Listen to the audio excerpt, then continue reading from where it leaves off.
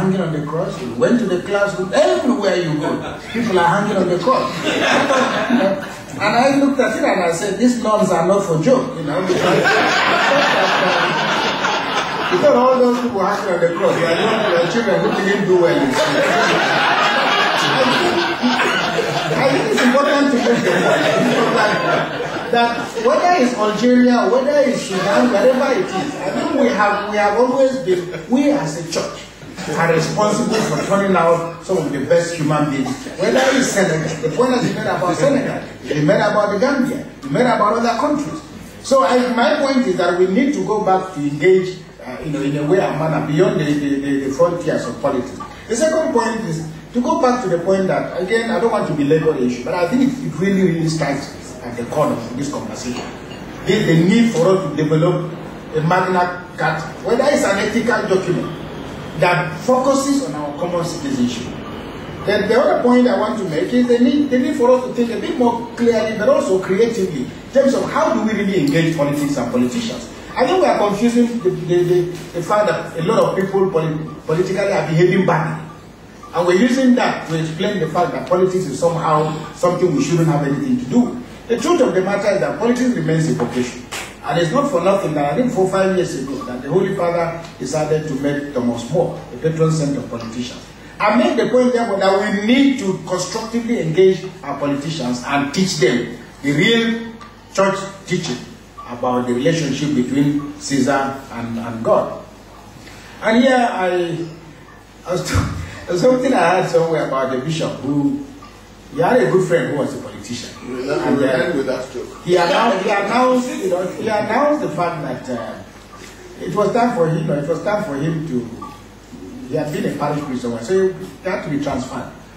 So he invited, this politician was made the chairman of the event.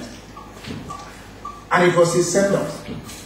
So they waited and the man didn't turn up. So the bishop got up and said, listen, I think I'm just going to make my comments. Whenever the chairman comes, he can say what he has to say. And he stood up and said, you know, when I came here and decided humbly to go and listen to people at the confessional, a gentleman came to me for confession. And the first confession I had was quite frightening. I was really worried about the diocese I was getting into. Because the man just knelt down and was telling me about his involvement with drugs, his involvement with kidnapping, all kinds of things. So he said, but after that, I then listened to other people and I couldn't believe it because I never had that kind of conversation. I discovered I've had a really wonderful time here. And then all of a sudden, the politician barges in his big Mercedes Benz and comes into the hall. And then he picks the microphone and says, you know, I'm really very sorry. But I would like to make the point, you know, that I wanted to be here at the beginning of this event because when the Archbishop came, I was the first person to go to confession. Okay, let me end on that note. And you're ready to take your questions. Thank you very much.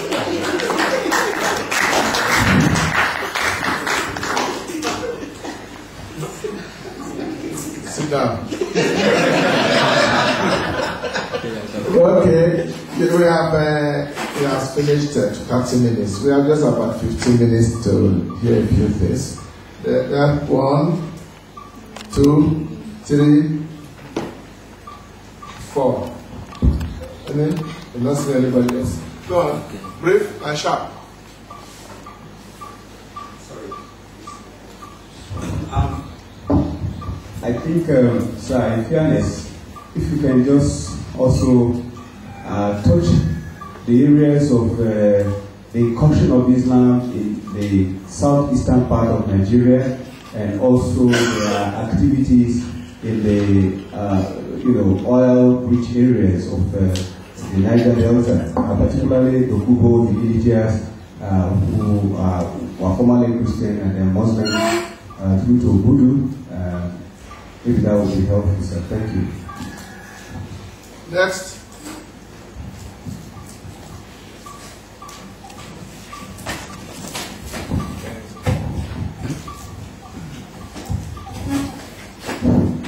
Thank you, Monsignor, for your presentation.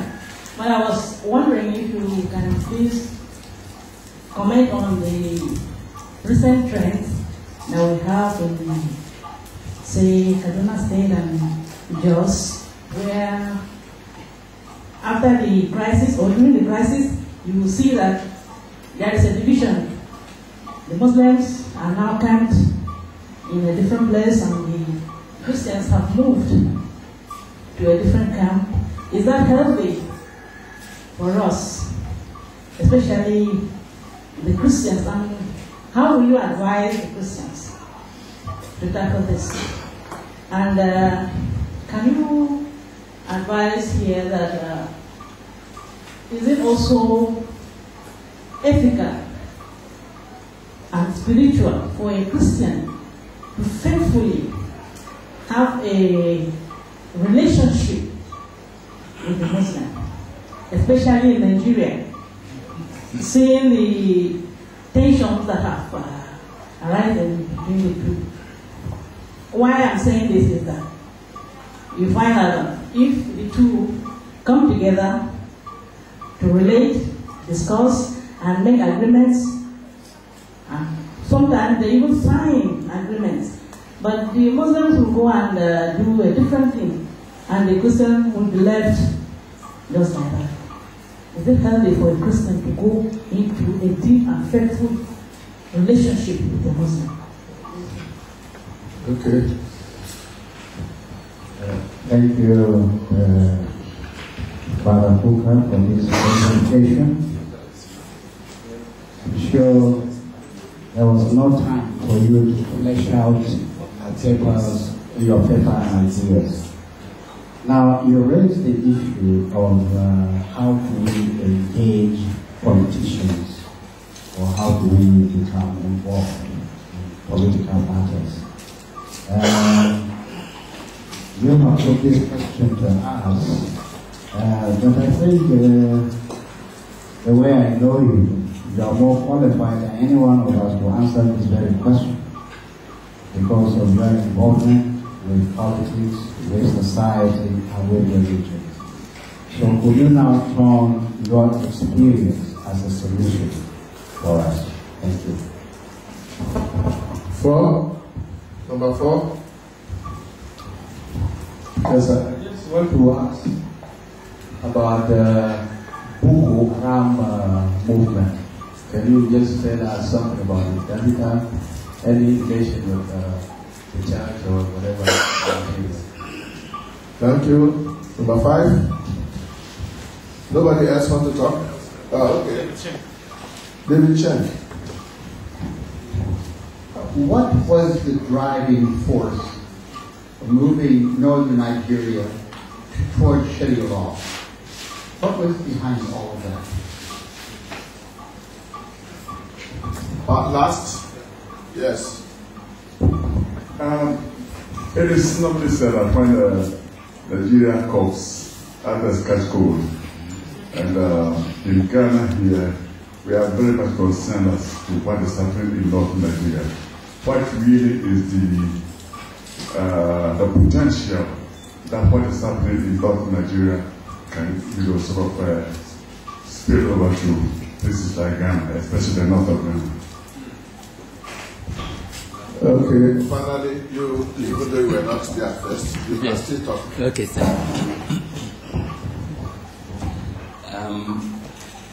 This is partially to the bishop also. You mentioned that it's not good for your church members to just be there and then Muslims will come and butcher them, but you advise them to respond vigorously. What is this vigorous response that you recommend? Because there's this threat. We've been talking with some Nigerian friends. We are very sensitive because of the complex nature of what is happening or some of the things happening there. But if their houses are burnt and some innocent people are killed and so on, what are some things? Maybe can there be some ways that these things can be prevented, or you think that Christians and Muslims cannot prevent this thing before it comes and then they react and take us.